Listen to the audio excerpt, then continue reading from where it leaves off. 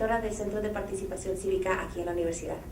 Bienvenidos a todos. Tenemos una combinación de invitados en esta sala y podemos agradecerles a cada uno de ustedes por acompañarnos este viernes, esta noche, para un tema tan importante y que la verdad estoy muy emocionada de escuchar y aprender más de nuestros invitados.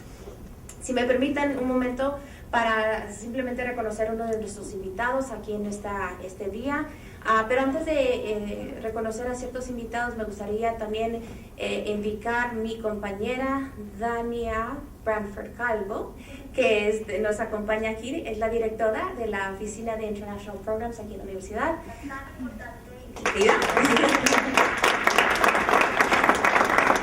And given the topic of our today, we are going to be shifting a little bit between English and Spanish. We are also joined by our panelists, our distinguished panelists, our professors from the Department of Political Science. I'd like to recognize Dr. Gregory Shover, who's joining us here today, and Dr. Jose Villalobos as well. You also have their biographies in front of you. And then before we also introduce our very esteemed special guest, I'd also like to recognize el magistrado Jacques Adrián Jaques Flores, ¿dónde estamos? Bienvenido, bienvenido. Del Tribunal Estatal Electoral. Bienvenido.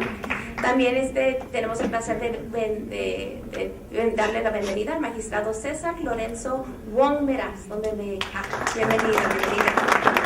Presidente de la Asociación de Tribunales Electorales de la República Mexicana, y damos 5 puntos al que se memorizó eso en esos ejercicios. También tenemos el placer de darle la bienvenida a la consejera Claudia Arlet Espino del Instituto Estatal Electoral de Chihuahua. Bienvenidos a todos ustedes, a nuestros estudiantes. También sé que vienen estudiantes de la UACJ y de la Universidad Autónoma de Chihuahua. ¿Dónde estamos nuestros estudiantes de Derecho? ¿Dónde están nuestros estudiantes? ¿No? Bienvenidos, bienvenidos. Gracias por estar aquí, gracias. Entonces, tenemos la oportunidad de darle la bienvenida a nuestro feature guest speaker, el señor Reyes Rodríguez Mondragón, que es el magistrado de la Sala Superior Tribunal Electoral del Poder Judicial de la Federación. Le iba a leer, pero ¿saben qué? Vamos a mejor escucharla a platicarnos y darnos nuestra lectura, y después de nuestra lectura de más o menos de 20 o 30 minutos vamos a tener la oportunidad de hacer preguntas, y nuestro panel también nos va a ayudar en hacer ciertas preguntas para nosotros entender más. Quiero nomás tomar un momento para decirle gracias a todos estar aquí. Yo me siento muy emocionada de tener eventos cuando podemos tener en nuestra frontera oportunidades para nosotros aprender unos de los otros, y la verdad que estoy muy agradecida de que esta universidad y nuestras compañeras instituciones en Juárez también se han convertido en hermanas instituciones en poder hacer este tipo de eventos. Thank you very much everyone for participating in this cross-border initiative and educational event, and we're very grateful that we are participating in educational events that allow us that opportunity. So thank you so much for being here. Magistrado, por favor. Gracias.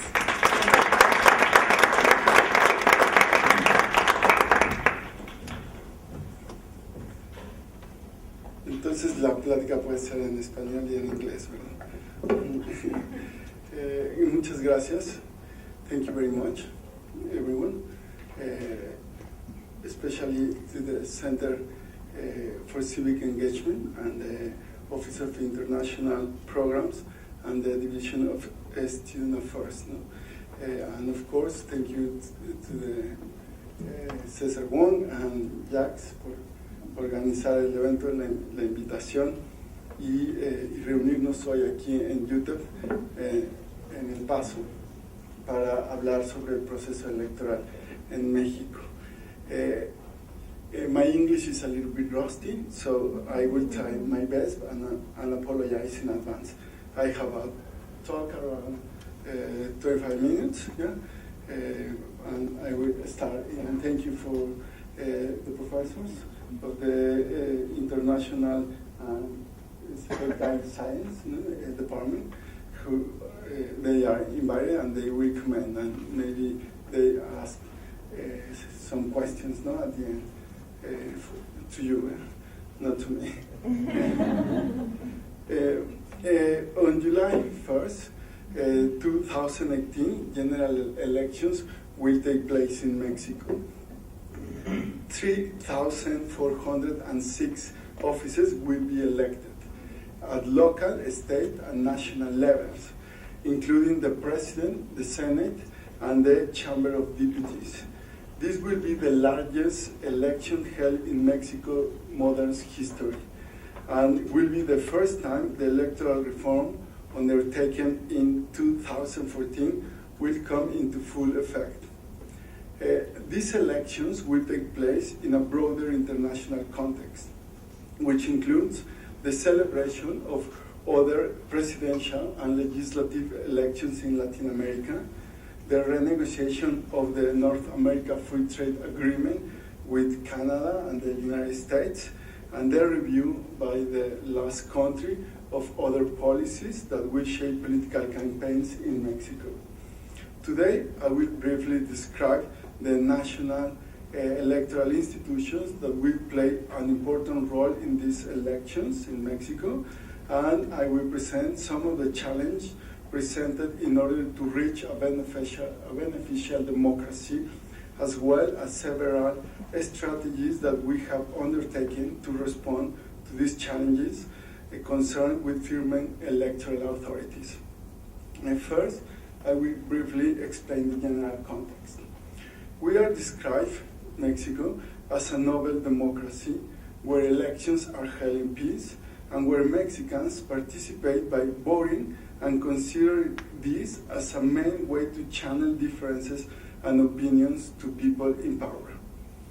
The Federal Congress and Senate are currently conformed by a plural and diverse set of political parties, and two different political parties have been occupying the presidency in the past 17 years.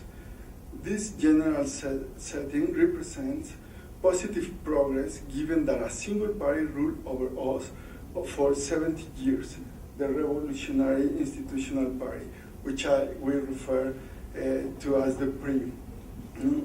The regime was very successful in organizing and centralizing political power after the revolutionary era. Therefore, we had a formal democracy based on rules establishing the constitution. The Ministry of Interior Affairs managed elections, and results were validated and announced by Congress. Likewise, local elections were regulated and organized by a state government and sanctioned by local Congress. Elections were held regularly, while constantly tainted by allegations of fraud and other illegal activities.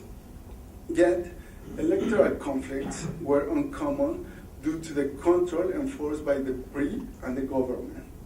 And whenever controversy emerged, the regime managed it by either silencing or appointing the counterparties.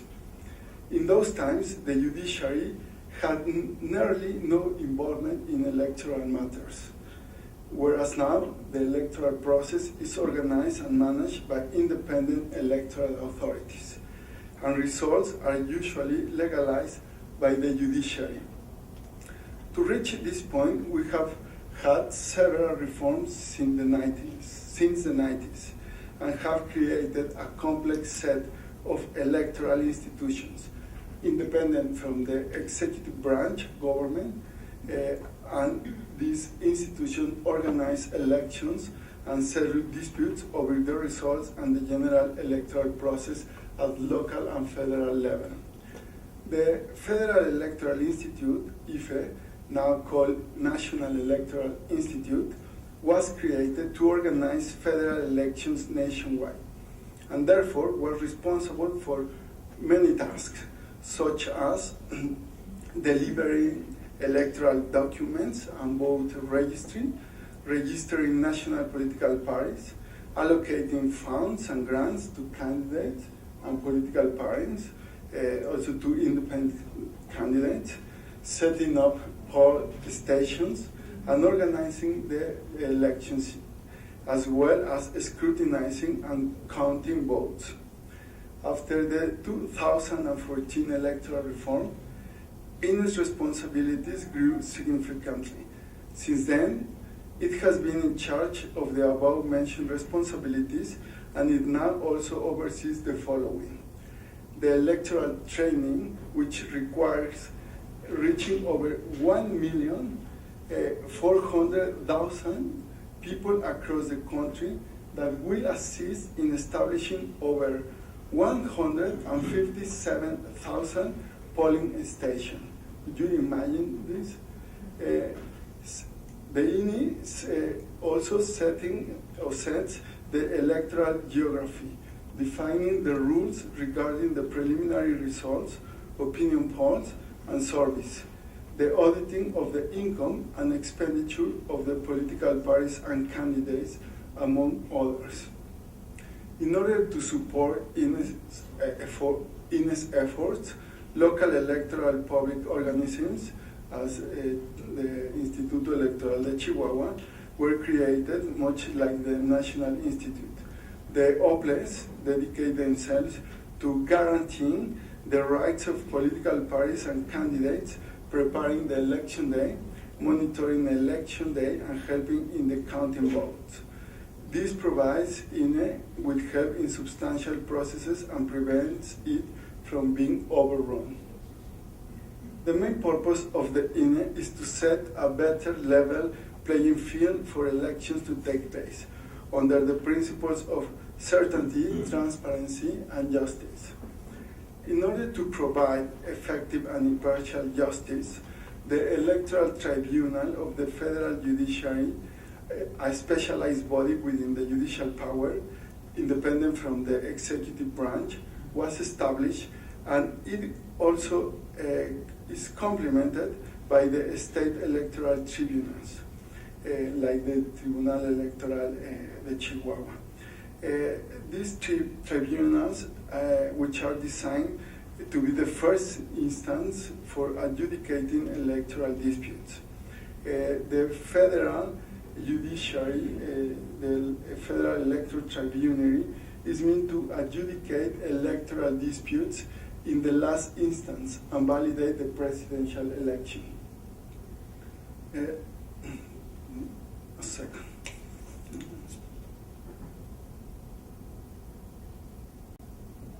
This tribunal, through the High Chamber, is the highest judicial authority on electoral matters. Therefore, we rule on constitutional issues. This constitutional role involves creating binding rules concerning mainly political and electoral rights, for example, to participate as a candidate, to vote, to affiliate to a political party. And we also settle controversies that concern other fundamental rights involved in politics, such as freedom of speech in electoral propaganda, or equal treatment of women in the registry of the applications, among others.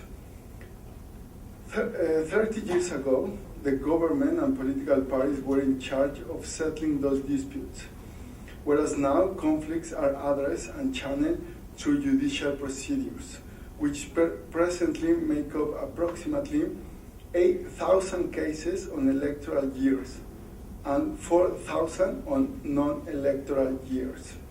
And for example, in 2015, the Federal Electoral Tribunal solved 8,636 cases, and in 2017, we resolved 4,419 cases.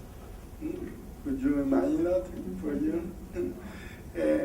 Both institutions, the INE and the Electoral Tribunal, play an essential role during the electoral process, which is composed in 3 stages. The first, preparation for the election; the second, the election day; and the third, results and declaration of validity of the election.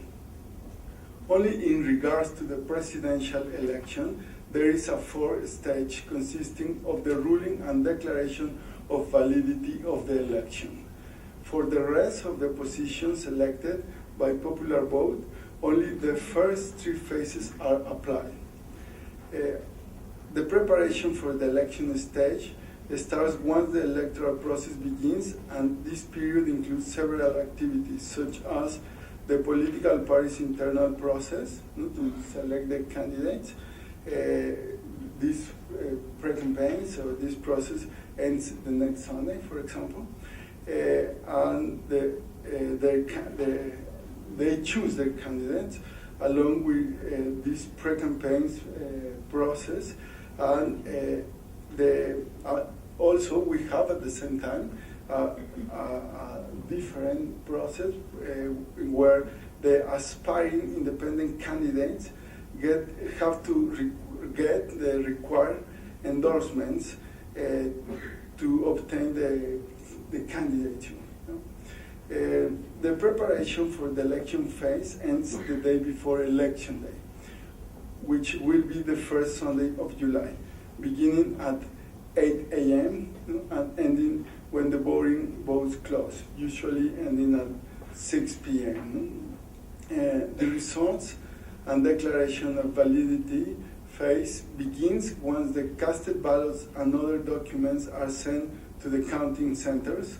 It concludes once the votes are counted and the pertinent authority declares the validity of the election, or if the results of the election were challenged, once the electoral tribunal, as a last instance, resolve the conflicts and issues its legal opinion on the matter. The ruling and declaration of validity of the presidential election phase begins once the last legal challenge has been resolved by the electoral tribunal, or when there is a proof that the results were not challenged. This period ends once the tribunal approves the final vote count and declares the validity of the election.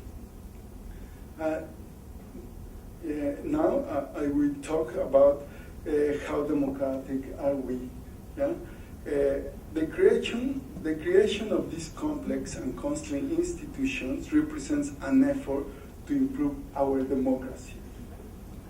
Mexican elections have been graded internationally as free and fair, transparent and trustworthy. However, irregularities or malpractices prevail in our democracy, as in many others, but are not fully understood by international standards. A valuable concept to measure a democracy is that of electoral integrity, or equally electoral malpractices, which observes electoral institutions, political parties, and regular voters in a comprehensive manner, and focuses on what happens during the election day, but also emphasizes on what happened before that. For instance, the Perception of Electoral Integrity project analyzed several dimensions to measure such integrity, which include electoral laws and procedures, district boundaries, voter and party registries, media coverage, campaign finance, voting process, vote count, results, and electoral authorities. The project evaluated 158 countries, and in 2017, Mexico reached place 65 with an index of 57, while the United States was classified in place 55, with an index of 61. And Canada reached place 17 with an index of 75. Overall, in terms of electoral integrity, Mexican electoral institutions still face challenges. Some established in our culture and society, and others linked to the current political landscape, all of which emerge in the electoral arena. Let's talk about this current political landscape and this challenge. The first is distrust and inequality. There is a general perception of distrust and indifference regarding to public institutions, including electoral ones. This perception is enhanced by economic stagnation, inequality, and unsafety. The wide difference in income hampers access to basic services, including healthcare, education, and housing. Unsurprisingly, 42.8% of Mexicans are more concerned in achieving a less unequal society, and only 24% is concerned for a democratic society. Let me go further by quickly explaining electoral malpractices as a separate challenge. Another challenge concerning root practices, as well as the current political circumstances, relates to the prevalence of electoral malpractices. This, in short, refers to manipulating electoral rules, institutions, and results. Malpractices are focused on affecting the results, but are frequently organized or operated by members of government. Electoral malpractices, such as vote buying or the manipulation of the electoral registry, intently mislead democratic electoral processes, diminish public trust in democracy and electoral authorities, and erode legitimacy in the electoral process and results. A frequent malpractice found across countries and continents is in both well-established and emerged democracies is the manipulation of the voter registry. Let's talk about the Florida case.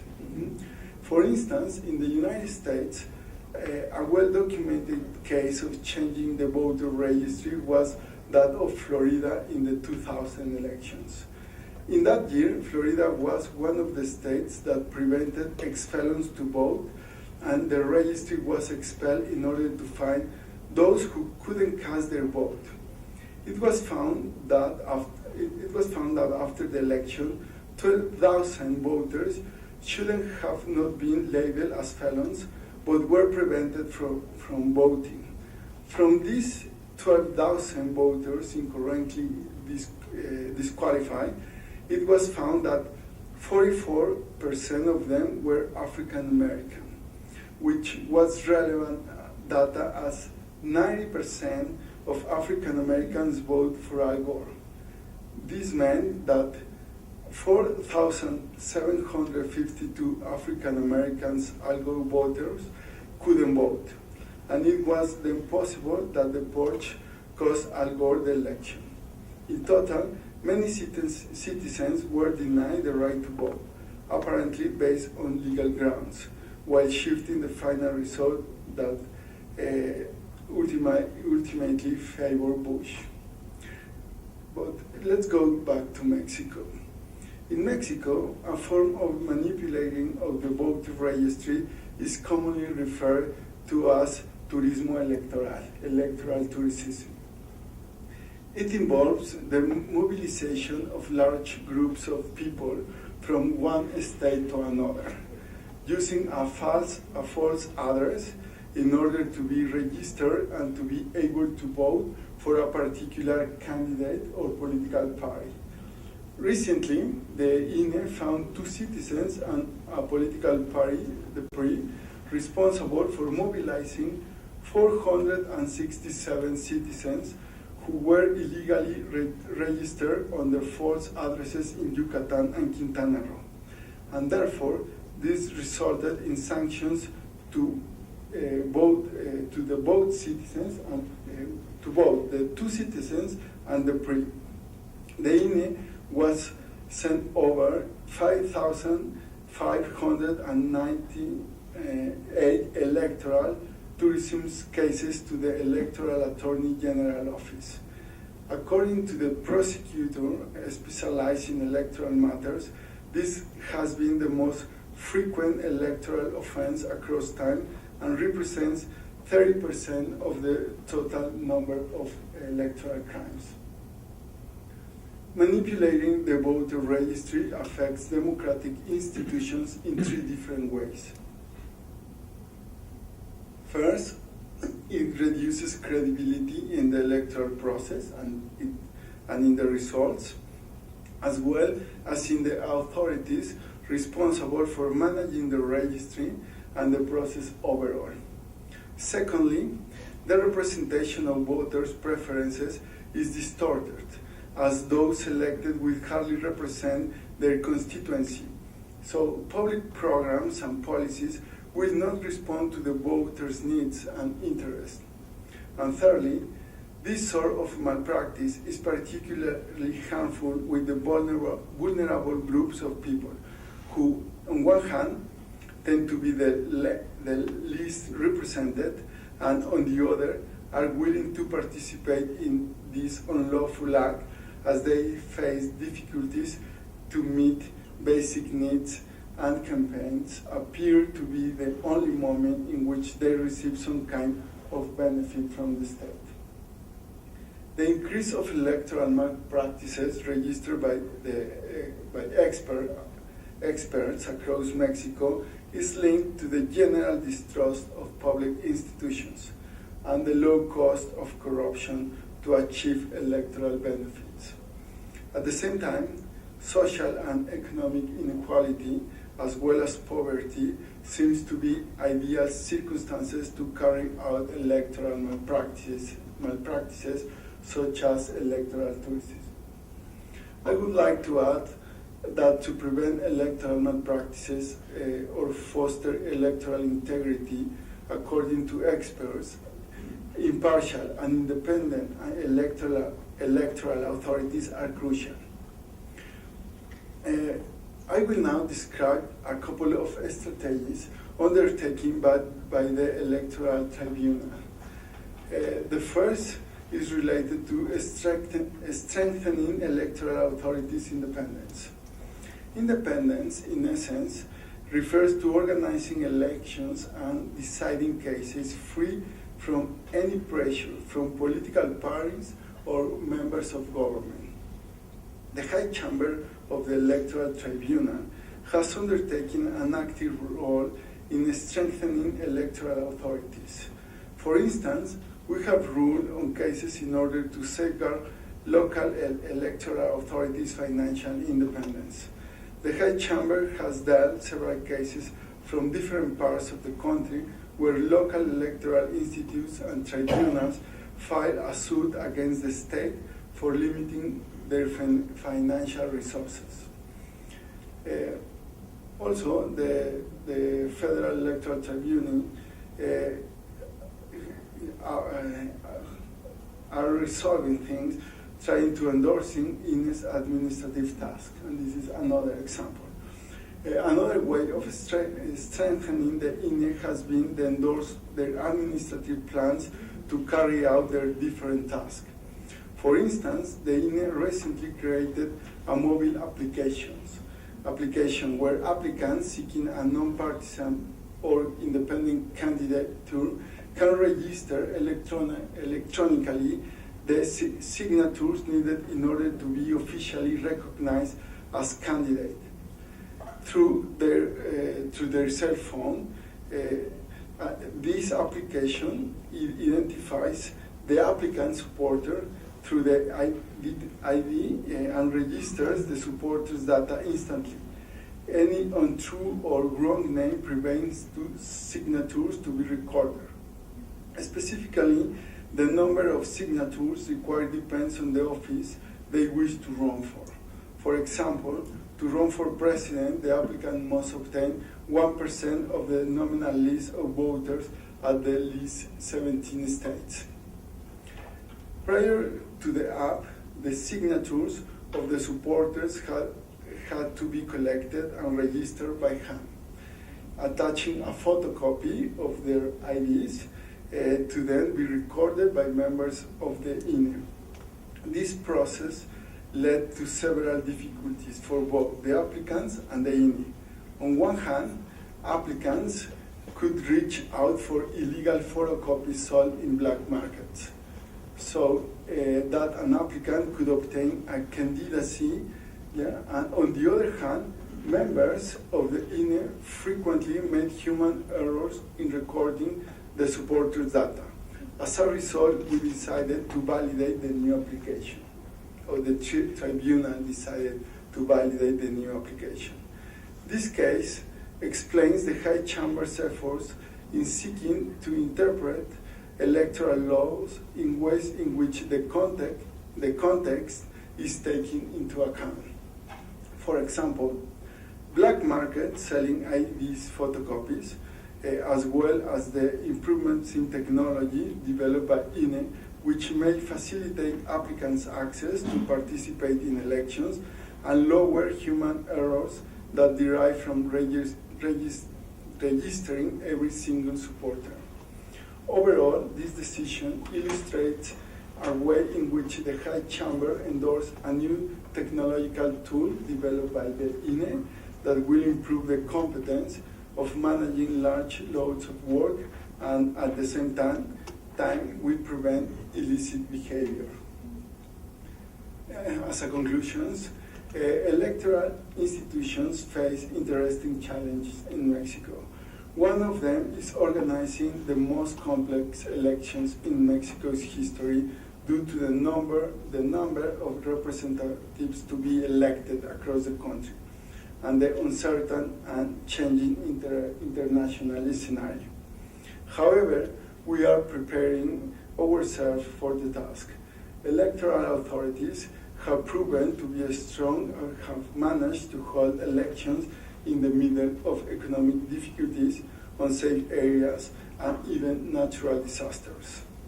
For instance, electoral authorities were ranked with 66 were ranked in 64 in the perception of electoral integrity index.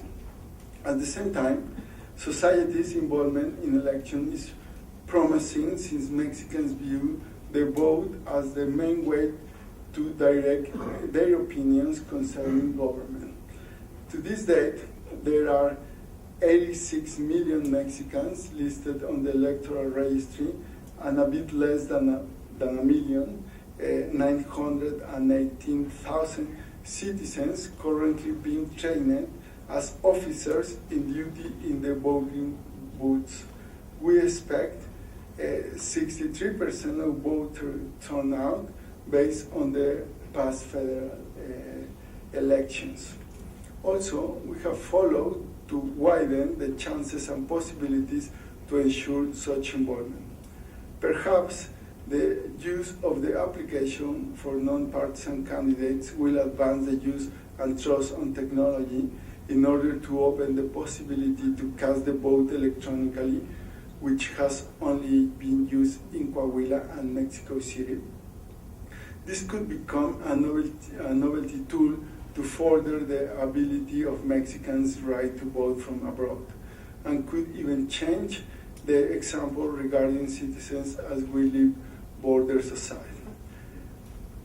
And while the electronic vote is yet to be discussed, it is, however, relevant to note that Mexicans living in the United States and Canada and in other parts of the world may now vote from abroad not only for president, but for members of the Senate and state governors in 7 cases in 2018.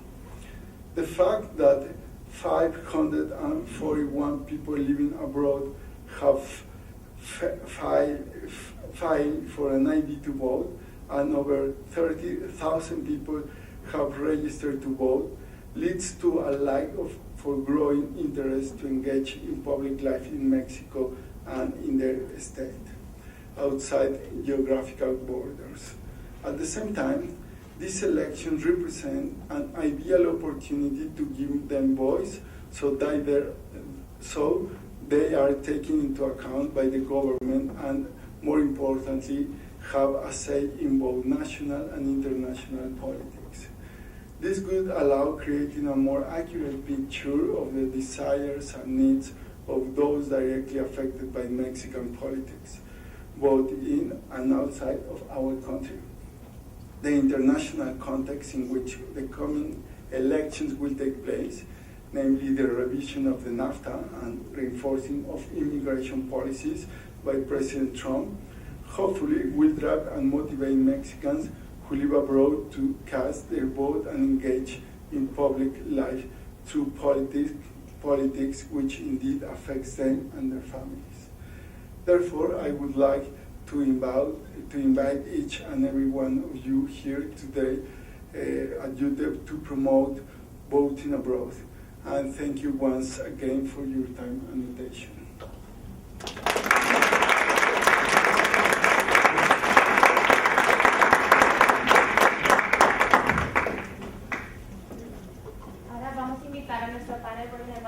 To ask a few questions of our presenter, and then would you welcome some questions from our audience? Adelante. Si no soy, ya no viene allá, ¿verdad? Este cuarto se presta. Gracias.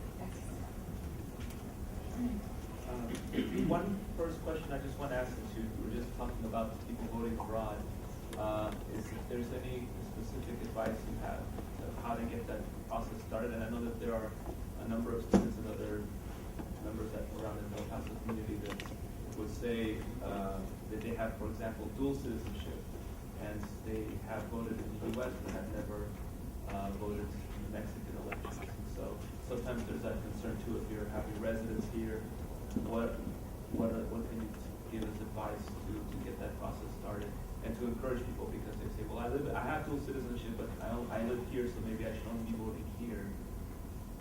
What would you say?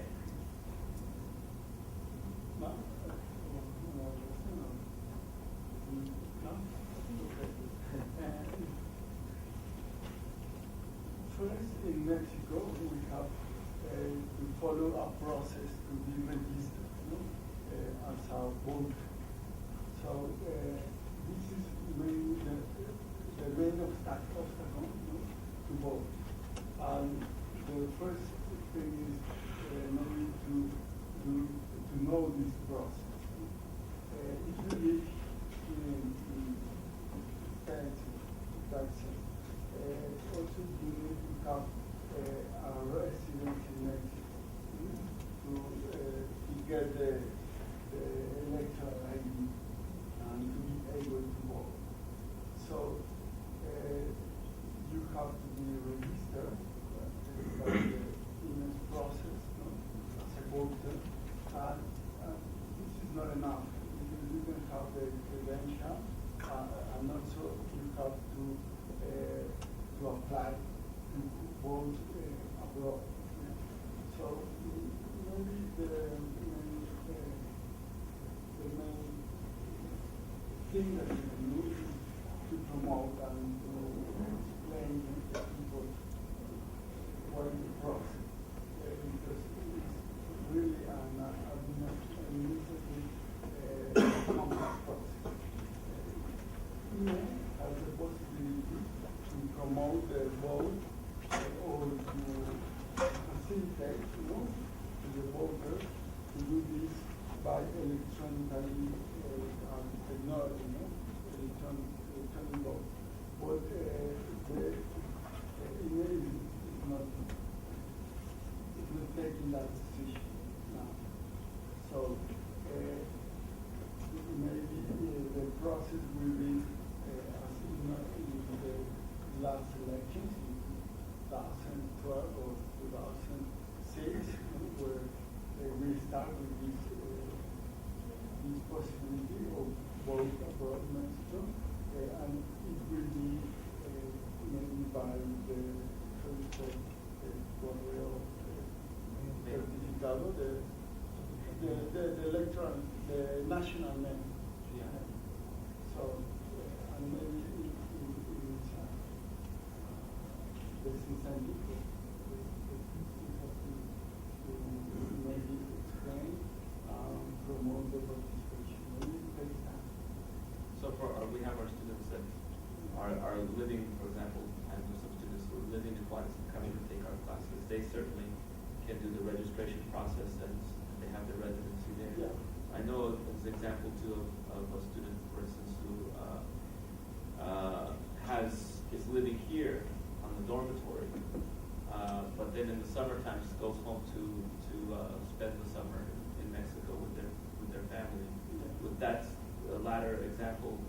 still also be able to use their Yes. audit residency and register that way? Okay.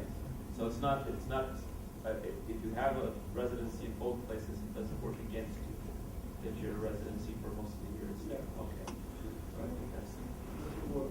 But as long as I understand, if you have dual citizenship, Yes. you can only vote in one country. Yeah, that's such a good point, because, well, that's the question that people bring up, and, is it per election? Because I think you can. Per election. Yeah, I don't think Mexico it's allowed to vote in Mexico. I mean, you can, nobody's gonna stop you, but it's illegal. Not in Here, Mexico. not in Mexico. It's illegal for U.S. citizens to vote in Mexico, because when I became a U.S. citizen, I remember, well, I was younger, but my parents, they were told that they were renouncing, like they were not allowed to vote in Mexico any longer. They were only allowed to vote in the U.S.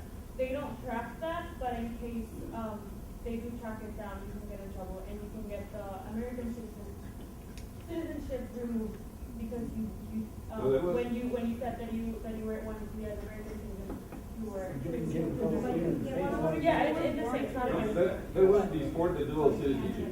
With the dual citizenship, you can vote in either country, but you can only vote in one according to the agreement for dual citizenship. I guess the question is, can you vote at one point in time or for a year, or you have to just choose and stay that way because?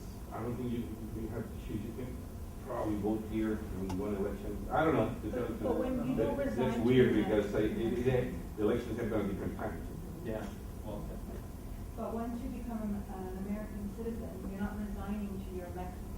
Oh no, absolutely not. But you're not supposed to vote in Mexico. And if they catch it, like you would get in trouble for that. But I mean, I have my email, like I have it with me. But if I know that one of my friends that did the same thing as me, she wanted to ask for a position in government, and they asked her, "Have you ever voted in Mexico?" So she didn't know what to respond because that can count against her. Because you're told when you're becoming an American citizen that you're not supposed to vote in your home country. That's what I understood. Because it's forbidden here. Yes, it's forbidden here, but I mean, I can still do it. For next elections, I can still vote, but I don't know if I'll get in trouble with it. But I think what Inez was saying about the school abroad, maybe it doesn't apply so much in America, but in the States, but it applies for other countries, for example, in Canada. My mother she was born in Mexico, she has a Canadian citizenship, and she's allowed to vote in Canada as a Mexican for the election. So perhaps it's not for the United States, but it does apply for other countries. Well, and there's some misinformation floating around for all these types of questions, and then there can be different interpretations depending on which public official you're talking to, and some public officials may have different interpretations. So this is why sometimes people are hesitant, I guess. Like anything else.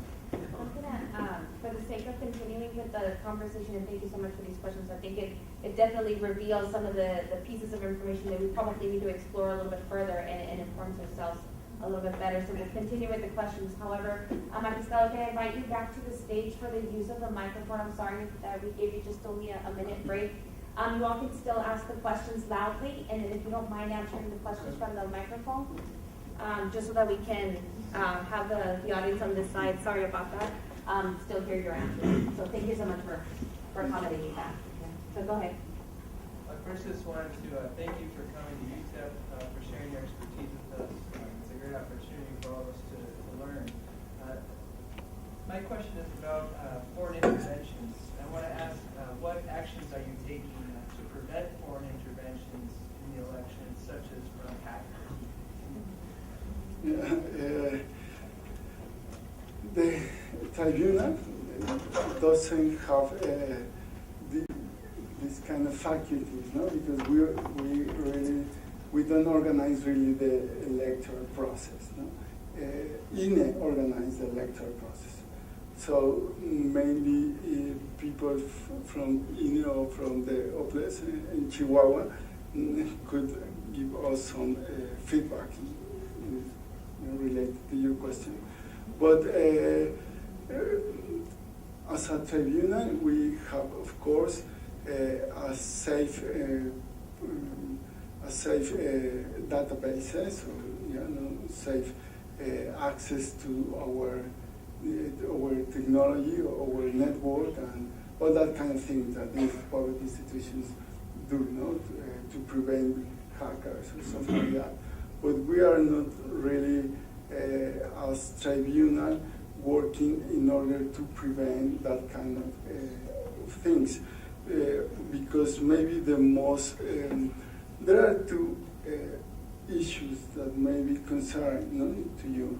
One could be maybe news or this kind of propaganda, in networks, in social networks.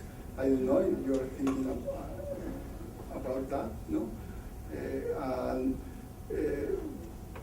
until now, we don't have to face a case related to fake news or propaganda or negative propaganda that could be mobilized by hackers or by governments.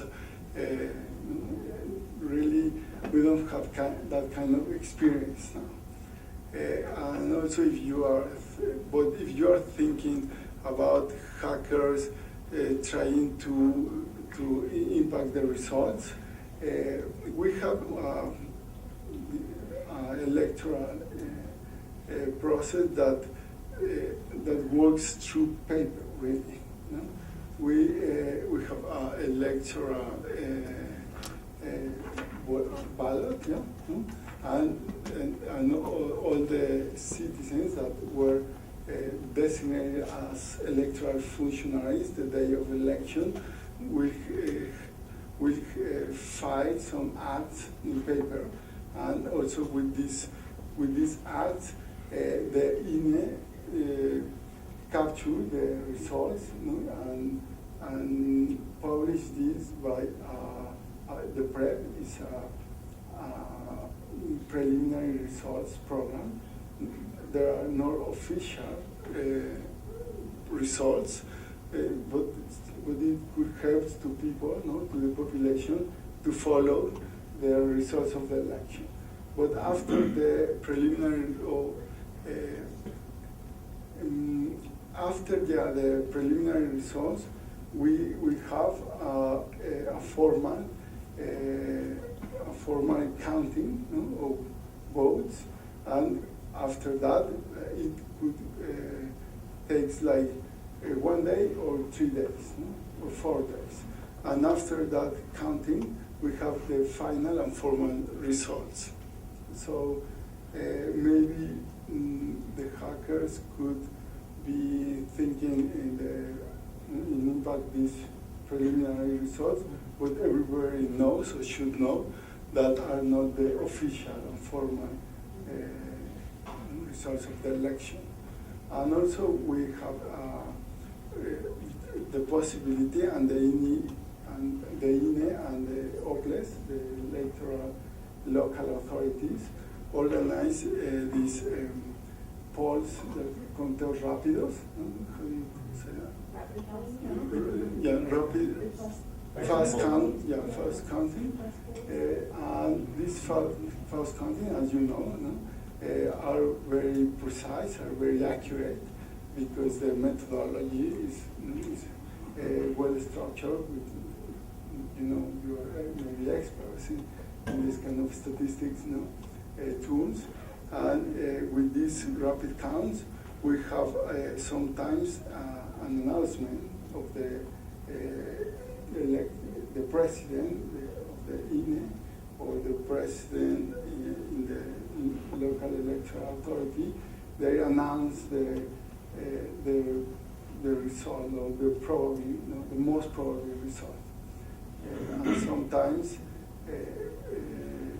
but in very few cases, the electoral authorities can give to the population the fast counting results when the election is very close. That's a good question for David Maciel, who's going to be here now from today, from the INE. Other questions? Well, before asking another question, I was thinking about the previous question. One thing that we could do, I think, because we have the Center for Civic Engagement in our department, we have contact with the local elections office that's led by Lisa Wise. So we may contact her to ask if, because they have a very good new website that they've been using over the last couple of years, that we can ask them if they can get the official rules on, especially for dual citizens, what options they have, and if they can make a place on their website so that they can put that information for people who are curious, and then we can help to promote it and distribute it around so people have that right to correct information for what their options may be. Because again, we have actually a lot of students who are here taking classes from Mexico, and they vote in Mexico, and they just need to register and vote, and this is why this kind of event is good for them.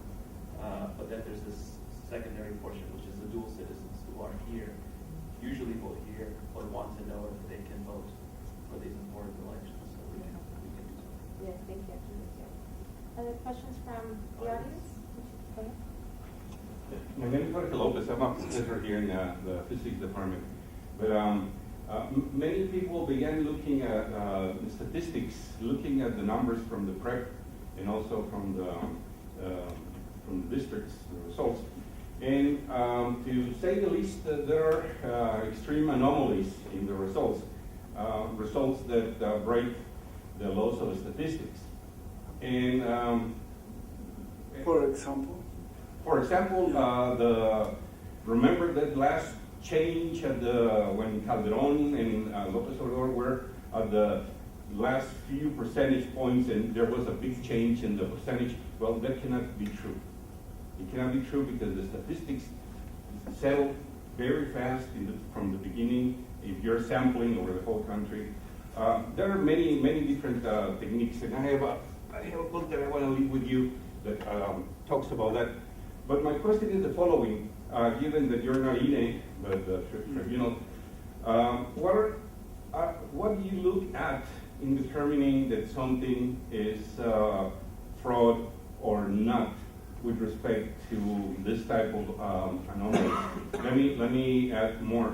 I was asked to do an analysis. Some people are suing the elections here in the United States, specifically the primaries, the Democratic primaries. And they asked me to analyze data and provide results. It turns out that the electoral people, the people that are looking at this conflict, they are qualified to understand statistics and to judge based on a numerical analysis. Do you in the tribunal have some rule that you use or experts that will advise you to say, hey, look, this change cannot be true. You have to go back and check everything, things like that. Okay, this is a very interesting question, maybe also for the next week. Yes, of course. Yeah, but I will so tell you something. As I said, the electoral system in Mexico works mainly with paper, not with databases. Yeah? So we have this PREP, the program of preliminary results, electoral results. The PREP is not a sample, and doesn't work with models or with probabilities. Yeah, the PREP works with the results that people who were in the election day in counting votes, and they have to fill an act, a formal act with the result after they scrutinize and counts the votes. Yeah, and the PREP just take this result, and now we have PREP, this modality of PREP casilla, in the casilla, the electoral functionaries send the results to the INE via technology tool. But this is not a formal and final result. It's just preliminary. They have to wait to take all the counting, and they have to wait to the formal counting after. If the election is on Sunday, the counting councils works the next Wednesday. Yeah, Wednesday, and they can finish until Sunday, more or less. And in the counting process, we have not only citizens, we have political representations, yes, and they have everything is transparent. So I don't know really too much about this kind of statistic of physics probabilities or scenarios, but the prep is takes the first results that arrive to the council. So what I was talking about was the conteo distrital. So yeah. it's both the anomalies appear on both counts. But my question was, can somebody go to the tribunal and say, "Hey, look, there was fraud because of this," and they show you in a statistical argument? Would you be able to accept that as a proof, or do you have experts that can judge based on that? We don't have experts, and maybe this could be analyzed as a proof, but the formal result is not in the prep. No, so really, it is not. I'm not talking about the prep. About what? I'm not talking about, for instance, in the conteo distrital, which is the final result. Yes, okay? exactly. Somebody comes up with something that looks very anomalous, and somebody Like goes, what? like for instance, what I was telling you, Okay. that Calderon all of a sudden jumped in a very unexpected, unbelievable way. Somebody can argue, show you that information, and say, please take this as a proof, as a scientific proof. It is beginning to be accepted, for instance, here in the United States, in some cases, for further investigation. Yeah. But do you have? I guess nobody has done that. They usually come and give you. Maybe we can More analyze this traditional as a proof, but we have in the law, all the like a catalog, with the irregularities, and you have to prove that kind of irregularities. So I don't know, or I can imagine how this kind of analysis or proof could be an evidence as fraud. Mm-hmm. Yeah, really, our system maybe works in a different way. I can imagine what you're asking for is probably something that you can provide to the tribunal as a suspect of something going wrong. And you can provide a statistical database or something, where you can figure that something is really going wrong. So what they will do is to analyze those data as a preliminary assessment of something going wrong, but it will not be the proof. It will be just the evidence for them to start working on it. Indirect. Am I right? Yeah, indirect evidence. So. Yeah, because as the magistrate says, what we have in the prep is not the behavior of data collected in a statistical sampling procedure. It is coming in just the way they come in, because they're counted by hand. So it depends on how many people is working on data collection, and how fast they are, how well trained they are. Let me say providing that I'm not results. talking about the prep. I'm just talking about the. For the final results. I'm asking about what are the. You can offer, or the parties or the candidates can offer that kind of proof. Yeah. And we have to check what proof. Okay. Yeah. So you're saying you don't have statisticians there? We have a department of statistics in the tribunal. This department doesn't work on that kind of things, but if we need, or also we can require an expert. Yes. It might How about also be couple- something to, I'm just real quick to say, Sure. you know, one of the things happening on the US side of the elections, like with the way that the election night coverage happens more recently, as the election results are coming in, instead of just calling by states as they used to, you know, now how they're showing within the state, they're showing which election results are there. And the way that it works in the US, the way things pan out sometimes is that a lot of the rural areas that the votes are coming in tend to go red, and then some of the big cities, you know, the more urban area goes blue.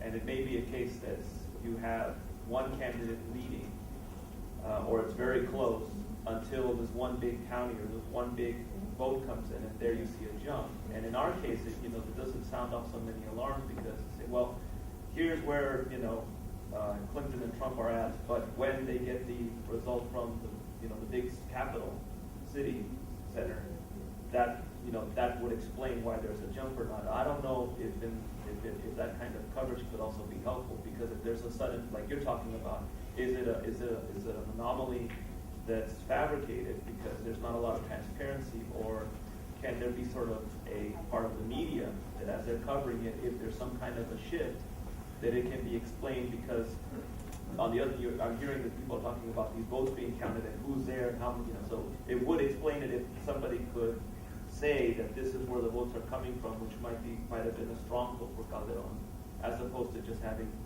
this statistical bump that nobody seems to be able to explain where it came from, right? Or would that also? I'm gonna just so for the sake of having a few more questions, I appreciate that, and I hope that the dialogue continues and that you all trade business cards for additional information. But I do want to give the opportunity for a couple more hands that I saw over here in the audience.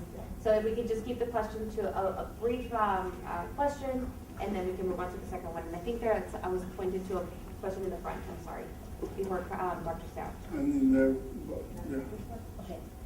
Thank you for all of the detail about the rules. I have a question that is a bit historical, and it's a bit controversial story. I'm remembering all the many instances of U.S. intervention in elections in many countries in the Americas. And I wonder if there's any anticipation of the malpractices that can exist of U.S. interference, whether it's from governments, whether it's from business sectors that are seeking a special kind of NAFTA negotiation, whether it's from organizations that use social media to try to influence the results.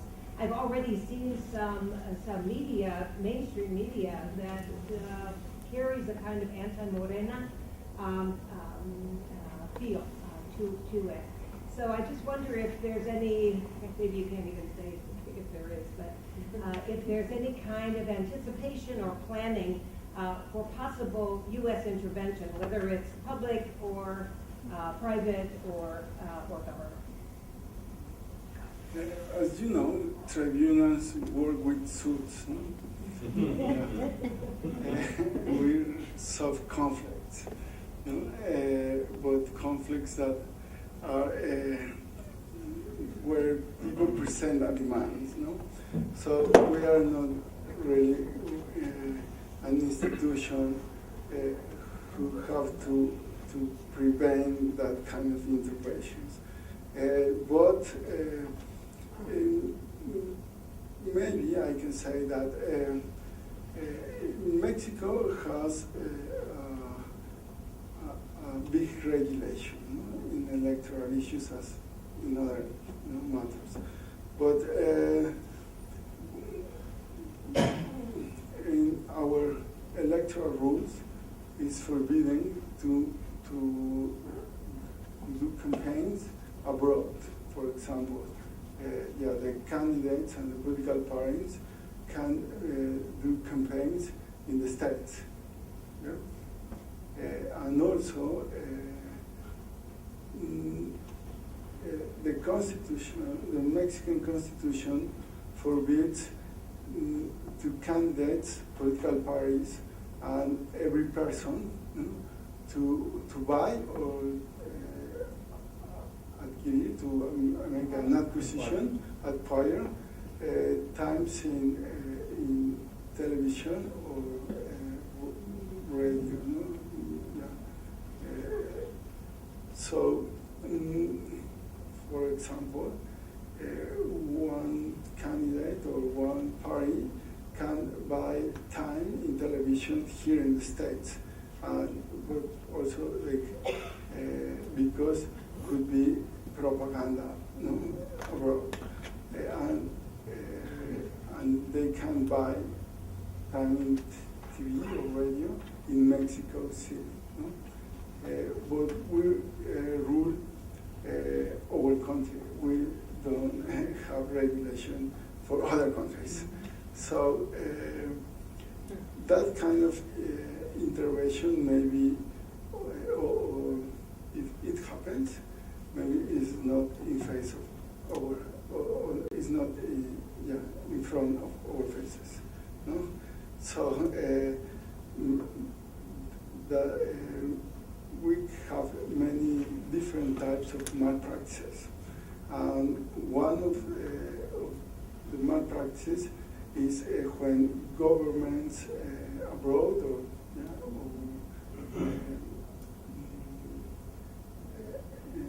enterprises abroad give money to the political parties in Mexico. We have also forbidden to receive money from the governments or international organizations or international enterprises. So INE has the responsibility to check or to follow the money. Yeah? So if one candidate receives money from another government or from abroad, it will be sanctioned. If, of course, if the electoral authority catch, and also we have strict rules about financing and expenditures and so on. We also have in the Constitution the possibility to invalidate an election for different reasons, but two related with your question is one, when the candidate received money or support or illegal support, and money from abroad is an illegal support. And also if we have to prove that that kind of illegal support affect the equity or in the election, and we have to consider the differences between the first and second place, and and how much they expend. But there is a supposition, and also if one candidate acquire media time, time in media, we can invalidate the election.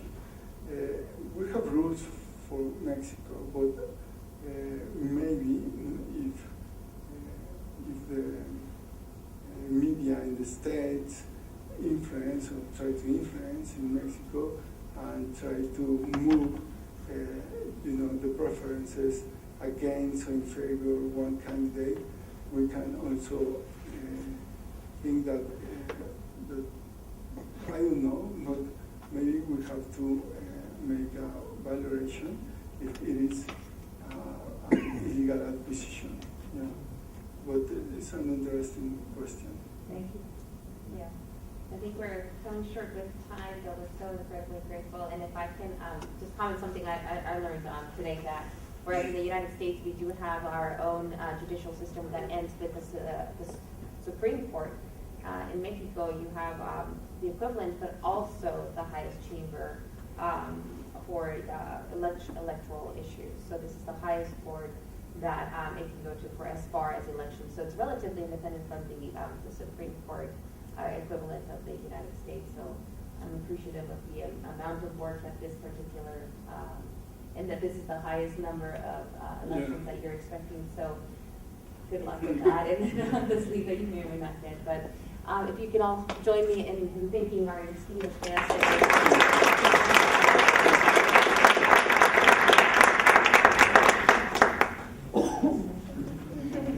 Go ahead. Well, thank you all for being here. It's nice to be home. I was here last century, 1990. I was here in school. So it's really great to be here. Thank you for Reyes Rodriguez coming here, the teachers, the interesting questions, and being here, the judge, the magistrate, it's kind of taking all the ideas that you have to Mexico and understand the things that we're living here. So at the Asociación of Tribunales Electorales de la República Mexicana, we have 32 states have a tribunal, and we're 124 magistrates, and we're trying to get like being the best or the most important election in Mexico. So in this time, we want to give this coin to Azuri here for letting us being here at El Paso. Thank you to everyone, and thank you to you.